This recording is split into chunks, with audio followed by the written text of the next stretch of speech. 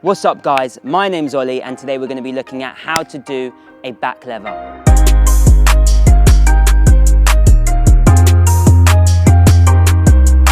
So the back lever is a compound calisthenics movement which uses your whole body. So when I say your whole body, I'm talking your chest, I'm talking your shoulders, your back, your lats, your core, your biceps, your triceps, even your legs. So it's a great movement for working your whole body. In addition to that, it's also going to help with other movements such as the planche, where you need to keep your shoulders and core engaged. So today's tutorial is going to go through different progressions you can do to master the back lever, exercises you can do, what's good form, what's bad form, different grips, and some mistakes I often see people make. So let's get into it. People often think that the back lever is way harder than the front lever. But I can tell you that the back lever is actually easier than the front lever. So if you're looking to learn a calisthenics skill and you're just getting into calisthenics and you're thinking about the front lever or the back lever, I would go with the back lever first because it's actually easier and it looks a bit harder. Before we get into the video, I just want to talk about some prerequisites that you need to have in order to do a back lever. So here are the prerequisites. You need to be able to do 10 pull-ups and you need to be able to do 10 high knee raises. Both of these are essential to make sure you have the foundational strength to do the back lever. Let me first get into the different grips. There's two grips you can use for the back lever. The first grip is a pronated grip and the second grip is a supinated grip. Both ways are fine to use. They're both the back lever, just one is with a pronated and one is with a supinated. I would recommend using the pronated grip to start with. This is because it's easier and puts less tension on your biceps, whereas the supinated grip, you will feel it a lot more on your biceps and it's actually a harder version to do than the pronated one. So let's get into some of the progressions.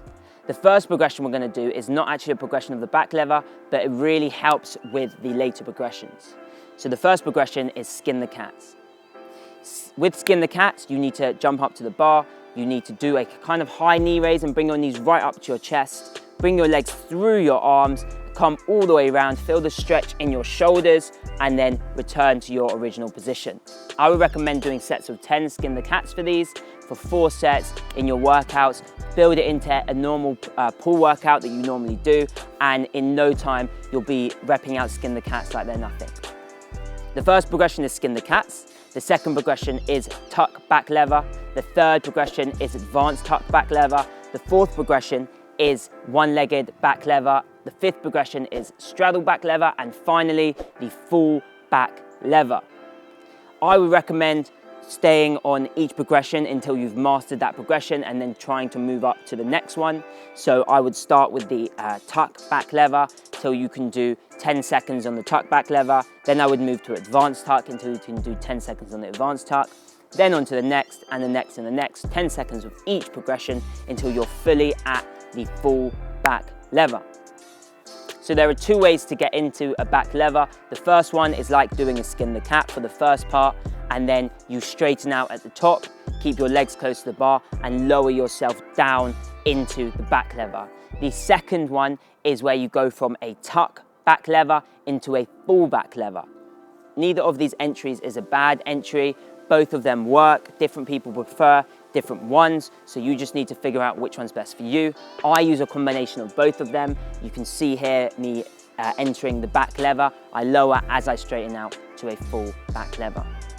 So finally, let's talk about good form and bad form in a back lever and the mistakes I often see people make. So the first mistake I see people make is arching their back. Usually this is to compensate for a lack of strength in your core or a lack of strength in your shoulders or somewhere where there's a lack of strength. So in order to correct this, you need to make sure you keep your core engaged whilst you're entering the back lever. If you are arching your back, I would suggest moving down to a lower progression to avoid this, as you may injure your back and it's bad to pick up these bad habits. So the second mistake I often see people make is that they are either too high or too low in the back lever. When you do a back lever, you should be level with the ground. It can sometimes be difficult to know where you are, whether you're high or too low. That's why I would recommend filming your attempts from the side, and therefore you'll build the muscle memory in order to know when you're level with the ground. Lastly, my final tip for you today is a secret tip that I used when I was learning the back lever. What you can do to make the movement easier is use your lats as a bit of a ledge to actually stop your arms behind you. So what you do is you squeeze your arms into your side and use your lats to push against so that there's more resistance, therefore you can hold the back lever easier.